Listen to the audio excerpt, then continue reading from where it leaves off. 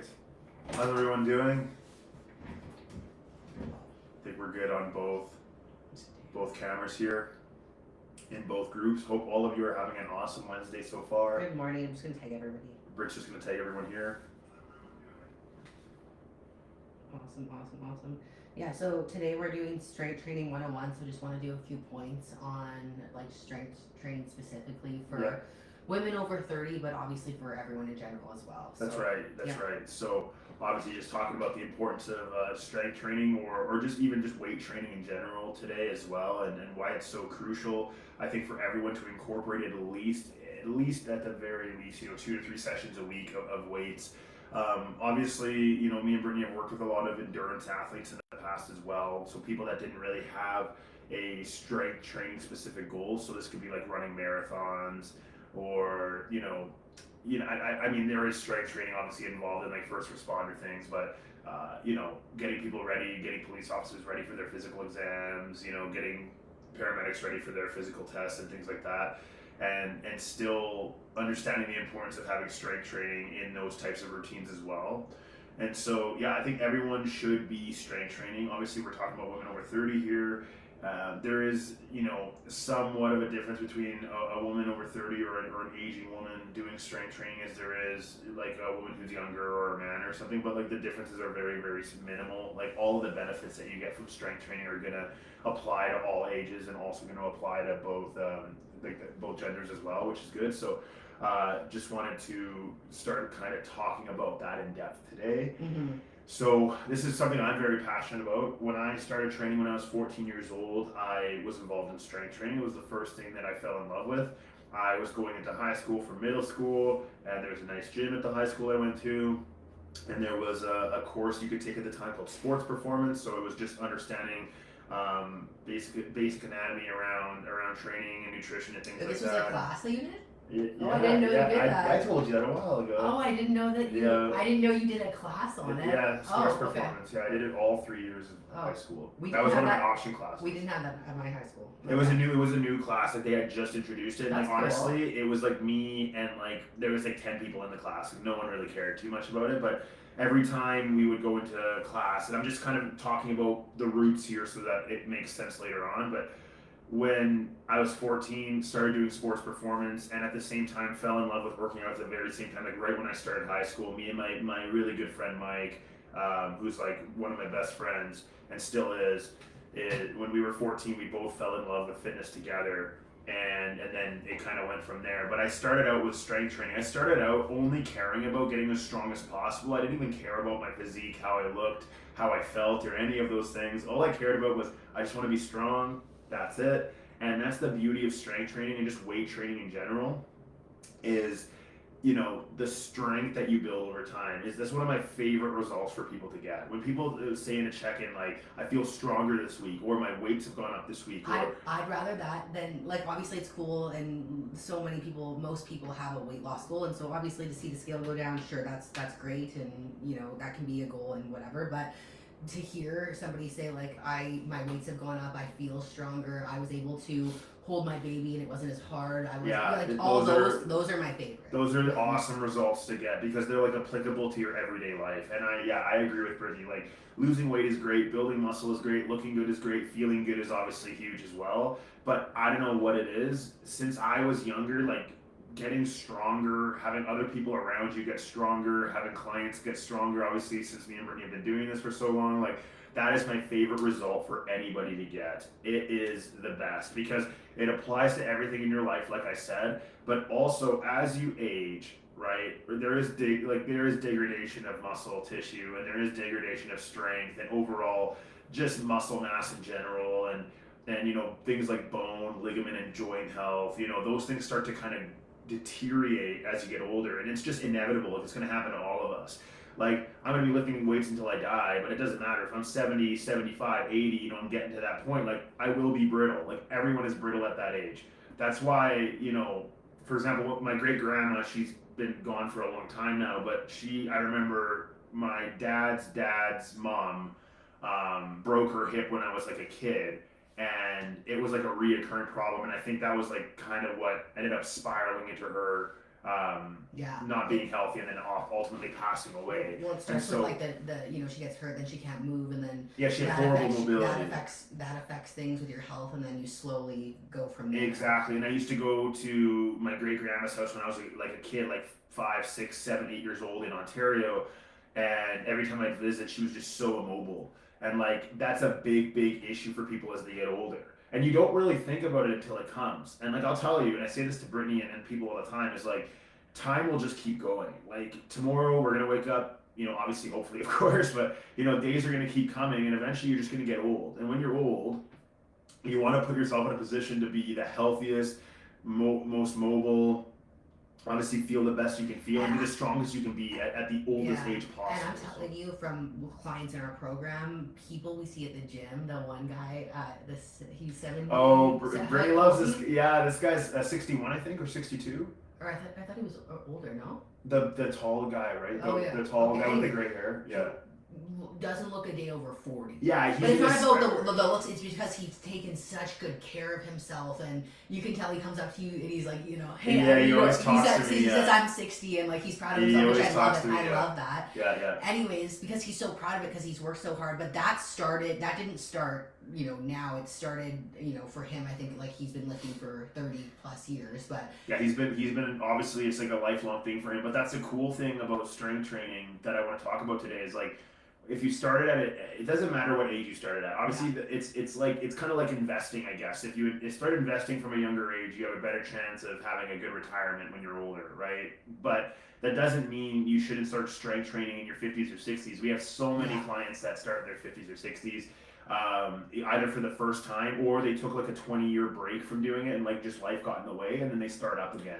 And it makes such a massive difference for longevity. It is insane. And this man that Brittany's bringing up right now, I think he's in his early mid-60s. If I see him again, I'll ask him.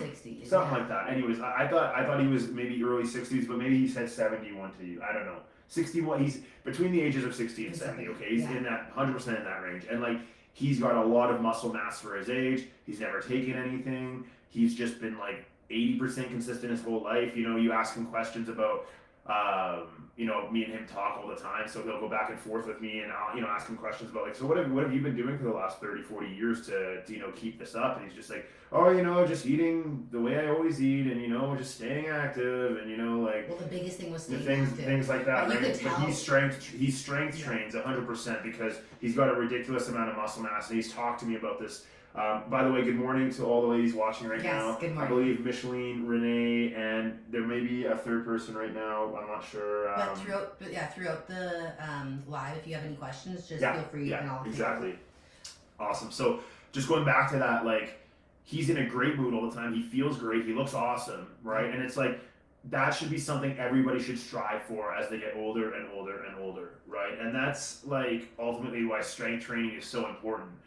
Now, here's the thing, okay? Activity and movement is more important than just me saying strength training. Like, I just want to make that clear. Yeah. Like, I'm going to talk about strength training today, but just general movement and activity, getting a lot of steps in every single day, just not sitting around, allowing yourself to get frail, allowing yourself to get brittle, that is the number one priority for absolutely everybody, okay? It doesn't matter who you are. Everyone should strive to do that. That's why, I've seen so many, like people online in their 80s, 90s, and even early hundreds I've seen before doing marathons or running. Like it's like at least move, right? Yeah. At least we're not saying you have to be some like Olympic athlete. No. You don't have to do that. Have this goal of doing that. But for this guy specifically, it was like, yes, he looked great and all that good jazz. And by the way, I want to say he didn't look like it wasn't like this bodybuilder thing. It was totally. No, he's got a good amount of muscle mass for his. Yeah, that's a great. And but what it was that for me is like I could feel his energy and confidence in himself, and that obviously helps him going into whether he's 60, 70, like around that age range, and it's just like the energy that he had was what was really admirable to me. That's right.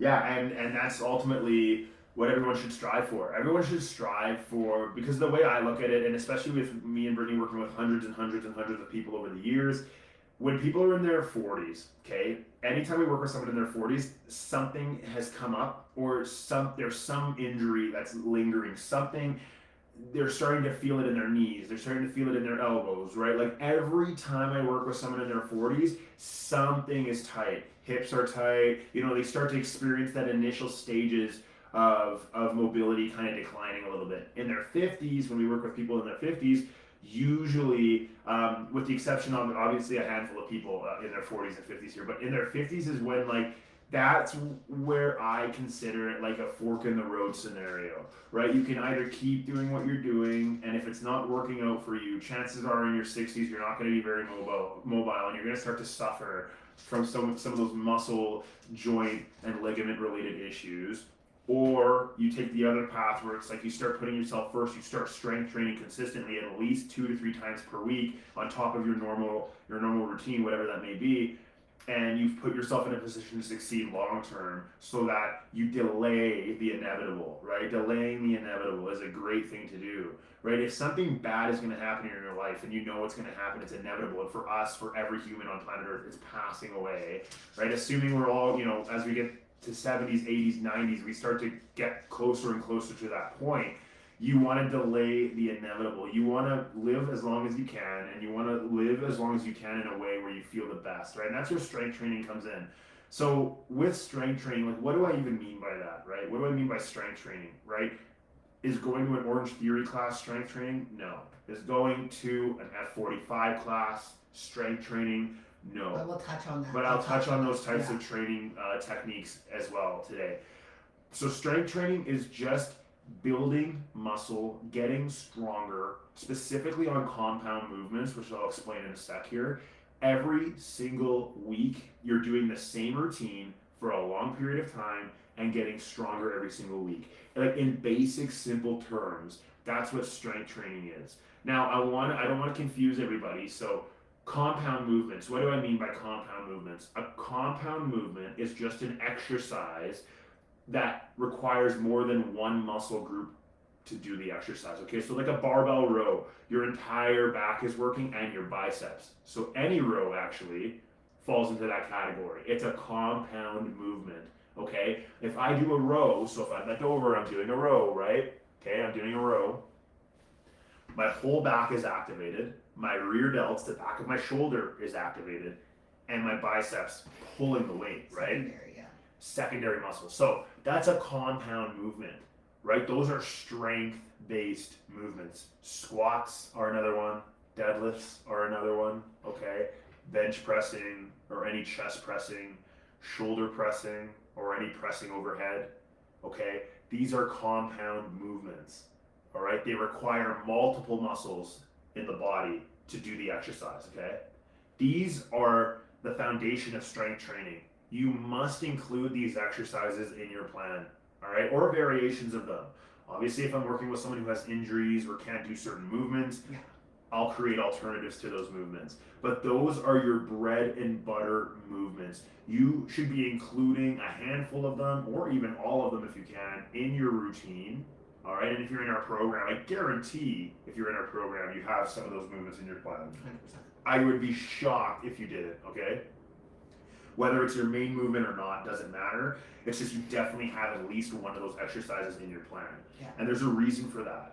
Because compound movements lead to us building strength. Now, on the other side of things, there's isolation movements. Okay, so you have compound movements here, you have isolation movements here. Isolation movements are things that only require one isolation, one, okay, iso means one, right? One muscle group per exercise. So this is like a bicep curl, it's just your biceps, okay? Right? Or if you do a tricep push down or like a dumbbell kickback, okay? It's just your tricep. That's an isolation movement. You do a lateral raise. You're attacking this part of your shoulder, right? This is the part of your shoulder you're working. Lateral raise, up like this, right? Isolation movement. You're only attacking one muscle, okay? Isolation movements are important as well, but they are not strength building exercises, okay? Now, you could do a routine where you only did isolation movements, and that's okay to an extent, but you're not going to build the strength necessary to start to see those results come through in your actual life, okay? So if I'm confusing anybody, please message me privately or comment down below for after the masterclass, and I'll answer your questions because I'm trying to explain this in the most basic and simple way possible. So compound movements, right? If I was in a class right now, people be raising their hands. What's a compound movement, right? It's an exercise that requires more than one muscle group to work. So again, right? Shoulder pressing, bench pressing, deadlifts, squats, rows, right? Pull downs like a lat pull down, pull ups, chin ups, right? Think about it. When you're doing these movements, more than one muscle is being worked. When I'm doing a pull up, right, my lats are engaged, right? That's this muscle under your armpit area here, okay? It goes into your back, okay? My rear delt, again, the back of my shoulder is being worked, right? The middle of my back, right? The rhomboid area is being worked, okay? My traps, right? Muscle up here is being worked. Biceps, right? I have to pull. Anything you pull, you lift up a box at home, your biceps are involved, okay? You lift up a cardboard box, moving houses, moving somewhere, Yeah. you're using your biceps, okay? So, the reason why these movements are so important is because when I do a row or any of these compound movements, I know in my head, well, I should be trying to lift them as heavy as possible with good form so that I can build strength, right?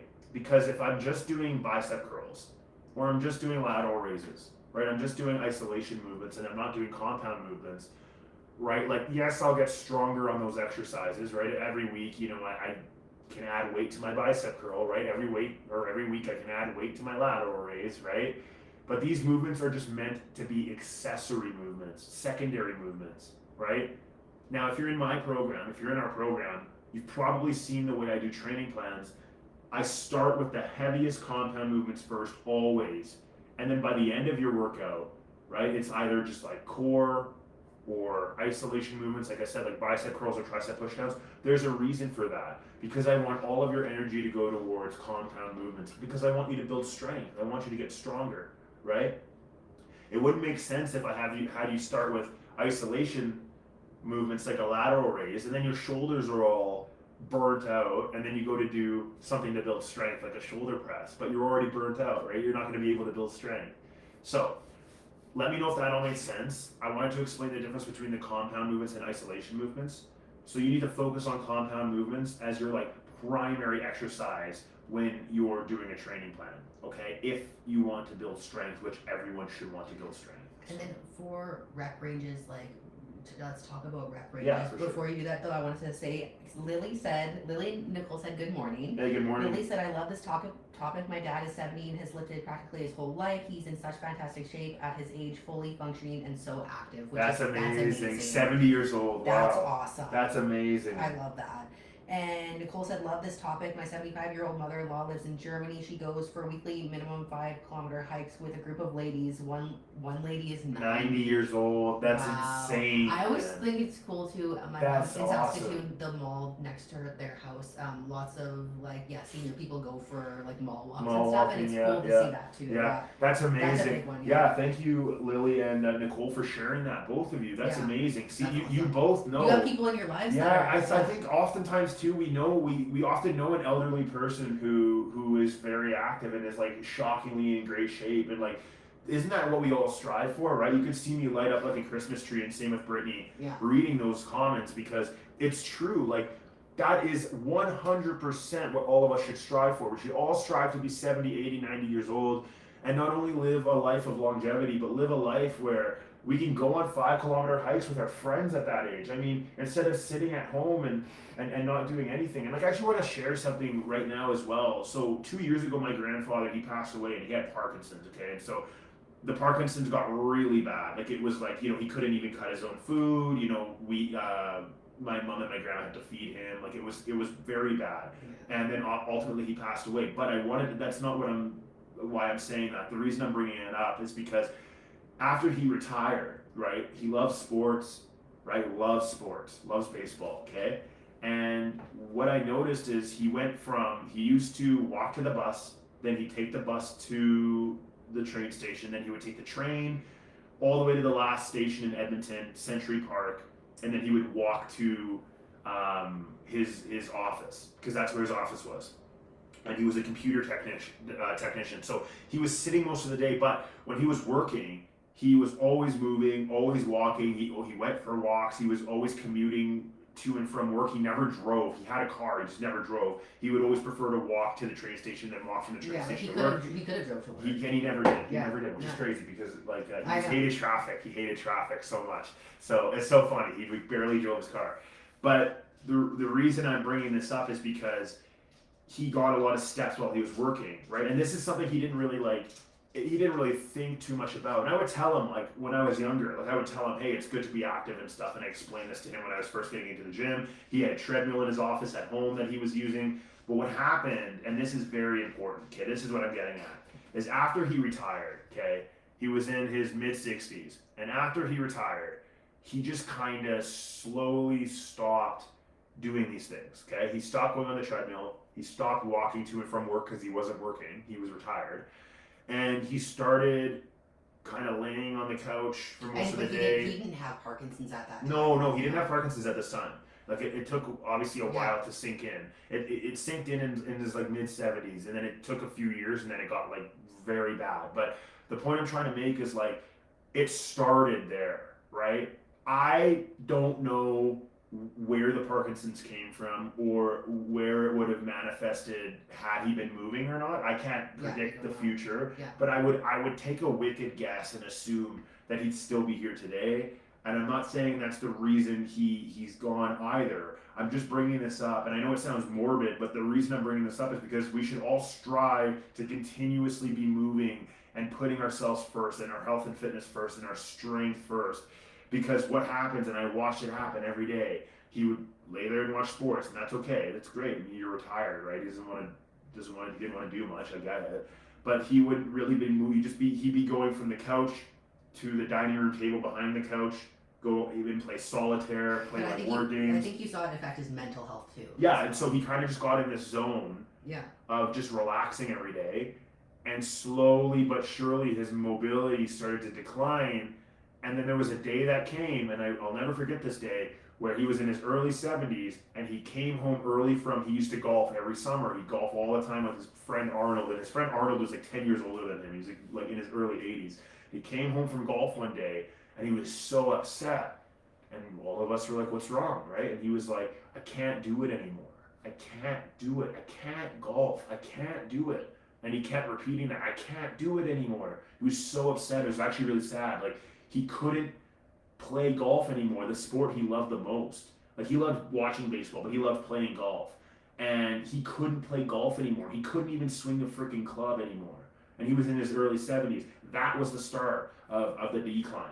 And now he's not here. And I think he passed away at 77. So he definitely had 10 years left, right? And we don't know, right? The point I'm trying to make is I'm not going super deep on this topic for no reason. I'm saying this because we all should strive. None of us want to get to a point where we're in our 60s or 70s and we realize, shit, like, it's too late now, right? Now I got to really try to pull this back and get myself in a position to start working out again. But in your 70s, it's really hard to put yourself in that position, right? I talked about the investing analogy earlier, right? It's like, if you started investing in your 70s, I mean, the odds of that's so late in life, right? Like, you know what I mean? You're not going to really see the results you've hoped for. And it's the same goes with strength training. The earlier you start, right, the better things are going to go for you as you age. It's just that simple, right? And obviously staying on top of your health and staying on top of your blood work and staying on top of your blood pressure and other, metrics like that, of course, that matters equally, if not more. But, strength training and staying active consistently is going to put yourself in a position to succeed until you're older. So I love what Nicole and Lily said there. I literally went so deep on that because I really, really care about that. And it doesn't matter if I work with someone who's 18 years old or someone who's 60 in their 60s. Okay, like I have that same plan for everybody. And you know what I mean? We don't mean like you have to make like training and all that good jazz your life and you're training every day and you have to be obsessed with it. That's not the case. Like, you can see amazing results strength training 2 to 3 times a week type of thing and staying active and having a pretty good nutrition, like 100%. Like, that's what we're talking about. You don't need to be like We're not talking about like hardcore, like bodybuilding or like anything like that. We're just talking about getting that movement in, staying physically active, and eating healthy. You know, even 80% of the time will definitely take you farther than not doing anything at all. 100%. That's right. That's right. The other thing too is like you and I explain this to clients as well is like if you, let's say there was two people and one had been strength training and you know watching their nutrition 80% of the time type of thing, and the other one has done nothing. Let's say somebody fell, they're both in their 70s. If one of them fell in their 70s and broke their hip versus the one who was strength training probably wouldn't, or if they did, they'd be able to recover way faster. Whereas the person who didn't, that would be the start of that's it, right? Going down, or maybe in a wheelchair, or like you know what I mean, things like that, where it becomes harder to obviously be active. That's right. That's right. So that's why it's so crucial, and thanks for sharing that, both of you. Yeah. So I'll go back to the rep ranges side of things. I think that's where you wanted to sorry. Sorry, I really went in on that, didn't I? So yeah, the strength training side of things for rep ranges is. You might notice in some of your plans, it depends on who you are and what your goals are. Yeah, but my rep ranges range from 4 to 6 on the low end to upwards of 10 to 20 on the higher end. And you've probably seen, that might ring a bell if you're working with me already.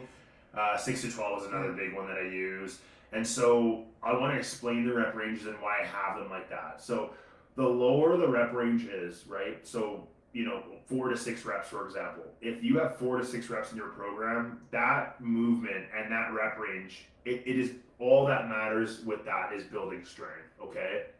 Roughly around 6 reps is when hypertrophy starts to take place, and so that is what grows our muscles, okay? So it gives, if you're doing over 6 reps, so 6 at the minimum, and then anything over that upwards, I think it's like 20 to 25, and then you start to go into more endurance-based stuff after that. In that large range of rep ranges, that's kind of the sweet spot for building muscle, okay? Not building strength, but building muscle. Now, with that being said, strength, like from reps 6 to 12 in that range, strength and muscle are being built. So that's like the ultimate sweet spot for like most people where they should be to build strength and build muscle. But 4 to 6 reps is the sweet spot for building strength, solely strength, okay? Powerlifters, so people that only train for strength and nothing else, like they literally couldn't care less how they look or feel. All they care about is getting stronger. Numbers. That's literally all they care about, powerlifters. They only care about, can I squat more, can I deadlift more, can I bench press more? That's it. That's all they care about, okay? All they do, typically, for their main movements, for their compound lifts, is their rep ranges are like 1 on the low end, obviously 1 rep max, they're doing 1 rep only to see how strong they truly are, upwards to like 6. And yes, there's programming associated with that. I'm not going to get into powerlifting programming. It's not going to apply to anybody here or even me anymore because I don't do it anymore. But the point I'm trying to make is from 1 rep to 6 reps, typically that's the rep range that is about building strength, as much strength as possible, and not caring too much about building muscle. But most of us want to build muscle as well. So that 6 to 12 rep range is the sweet spot where 6 on the low end is great for building muscle, but even better for building strength. And then 12 on the high end, great for building muscle, also good for building strength in that range. The key does come down to effort as well, which me and Brittany talk about all the time. And so when I give you a rep range, 4 to 6, 6 to 12, 10 to 15, 10 to 20, 20 plus, it doesn't matter what your rep range is. You should be putting forth your maximal amount of effort, right? You should be trying your absolute hardest to fail within that rep range. Now, the next week, after you're done your workouts for the week, right? You failed in all of your rep ranges. So if you had a 6 to 12 rep range, let's say you did 1 set of 9 and then 1 set of 7. Great, that's awesome. The next week, and this is where the strength building comes in, you should aim to beat your last week's total reps. So let's say I did 9 reps and then 7 reps, and I was shoulder pressing 50-pound dumbbells, okay? Next week, I should try to get more than 9 and 7 reps, respectively, in the sets, or I should increase the weight to 55 pounds, okay? Now, if you do this over and over and over and over again, over time, obviously making sure your nutrition is where it needs to be, but I'm not talking about nutrition today, okay? We're just talking about training. You will build strength, I was gonna say nutrition. Like there comes a point where nutrition plays a huge role in that. And nutrition does play a massive role. Like, but we're talking about strength training. Like if you just listened to what I said and your nutrition was all over the place, like chances are you're not going to build as much strength as you definitely could be. But so it's still important, obviously. Obviously, still very important. Nutrition probably is the most important thing. Period. Like including with longevity as well. But we're talking about training today and only training. So yeah, that's how you build strength, right? Focusing on the compound movement of your choice or multiple, okay?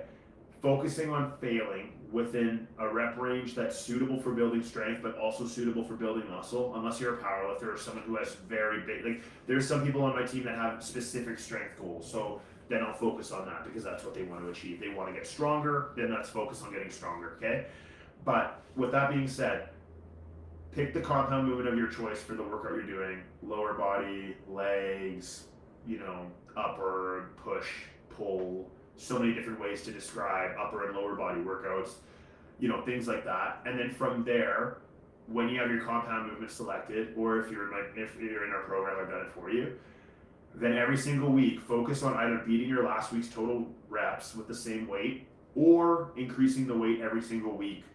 And then all of a sudden, months go by, and you're way stronger than you were when you started. And that will reflect in your daily life. Like Brittany said, holding your baby, bringing groceries in, playing with your kids is a big one, right? Playing with your kids when your kids are 2, 3, 4, 5, 6 years old, and they're roughhousing, and you're roughhousing with them, and you know what I mean? All of a sudden you're picking them up like no problem. You're like, wow, and your kids are like, you're so strong, mom, or you're so strong, dad, or whatever. It's like those are the best results you could possibly get in your fitness journey, in my opinion. Of course. Yeah. And to talk about what about those weeks where you don't hit more than so plateauing is very normal. Because I hear this lots from women and even myself when, for example, I'm on my cycle, maybe I'm not as strong maybe the first couple days, or it's not always the case for me, but sometimes that happens. Absolutely. Effort plays a role, obviously. Like I said, like you want to make sure every workout you're putting your obviously sleep, all that optimal amount of effort in. But yeah, if sleep is off, recovery's off, you're not feeling your best that day, you're not putting forth your best effort, then yeah, maybe your strength will go up that week. So what do you do if every week's going by and you're not building strength? You're stuck at a certain weight. There's two things you can do that I would lean into. One is, now I don't want to go into nutrition too much here, but one is if you want to build a lot of strength, you must be eating more than your body requires to stay the same weight, which means you should be gaining weight, you should be building muscle. But if you're in a fat loss phase, if you're on a weight loss journey, which a lot of women are, and most of the women we work with are, that's just not feasible. You're not going to do that. So it comes down to how much strength can you build in a deficit? How much can you push it? How much strength can you get to a point where you are plateauing, but your weight is coming down? Because here's the thing, this is really cool. If you're losing weight, but here's your strength and here's your weight. If you're losing weight, but your strength is staying the same, you're actually getting stronger. Yeah. So if I lose 10 pounds, but I can still shoulder press those 50-pound dumbbells, the same as when I started. Let's say I was 180 pounds and now I'm 170, but I'm still dumbbell pressing those 50s, I've gained strength because I'm stronger at a lighter weight, right? So keep that in mind. You're not plateauing if you're losing weight, but your strength is staying idle. You're actually gaining strength, right? Because think about it, like it wouldn't make sense if someone lost 40 pounds, but then their shoulder press went up 50 pounds. Like that would never, that's very, very hard to do, right? Like if someone actually only cares about building strength, typically there's seasons for them putting on a lot of weight, putting on muscle so they can get as strong as possible, and then trying to maintain that strength as they cut down again, okay? Does that make sense? I think that all makes sense. So that kind of brings me to the end of strength training. Yeah. Today, I didn't want to. I could like literally sit here for hours and talk about it. And I could also, even Brittany's like, "Hey man, like give it a rest." I guess the last thing we'll talk about today, because it plays a direct role, and it's like Dylan's favorite word is recovery. And so recovery. That would be like rest days, for example. Why are they important? Oh, Brittany loves this question with me. So Brittany loves volume, and then I love recovery. So I don't love volume. I just always. You love to train. Right? Yeah. So recovery is so crucial because if you're not recovering right, if you're not allowing your muscle fibers to recover after a workout, if you're not eating a sufficient amount of food, if you're not eating a sufficient amount of protein, okay, your recovery is going to be hindered. Another thing, if you're not sleeping well enough, is a really, really underrated one. If you're not sleeping well enough, your recovery will be hindered as well. Yeah. And if your recovery is hindered, what will end up happening is your workouts are going to suffer, your day is going to suffer, just like daily. You're going to be super sore, your central nervous system or your CNS will be depleted, and you'll feel like crap, you'll feel really weak, you'll feel really tired, and then ultimately your results are going to stall out because you're not prioritizing recovery. Okay, so that's why recovery is so important. For lack of, like, I can do a whole masterclass on recovery. Yeah, maybe we'll Like do a that. whole, I think we'll do like that. Like maybe that's the next one we'll do. I'll do a whole masterclass on why recovery is important, and it's actually super, super crucial. By the way, I want to say before we let all you go today, like everything we talk about in these masterclasses are crucial. Like Yeah. every time you attend these masterclasses, you listen to us, you comment, you watch them later, like they're just helping you. And if you take all of the knowledge that we constantly deploy in these masterclasses and you apply them to your actual life or your actual protocols or working with us, like we've done this for so long, like everything we're saying to you is going to help you. And it doesn't matter. That's the best part, is like it doesn't matter what your goal is ultimately at the end of the day. Like as long as you're taking our advice and applying it and doing the simple things day in and day out and building repetition, building consistency, and obviously messaging us when you have issues that you don't know how to resolve, like you're gonna be fine, and like your whole life will be continuously full of an amazing fitness journey that will ultimately put you in a position to succeed as you get older. Yeah. So Exactly. yeah, that's why these are so important. So other than that, I hope you all have an amazing Wednesday. Yeah, I hope you all have an amazing Wednesday. We'll do another masterclass on Friday. Yeah, we're gonna do another one To on be Friday. decided what the topic is. If you have a Recovery, topic probably. you want us to, yeah, if you have it, or if You there's a topic guys that you want need us to touch on, please comment below or message us, and we will 100% put it together for you Yeah, guys. yeah. Thank you all for attending as Awesome. always, and Have a great have Wednesday. a great Wednesday. See you all. Great job.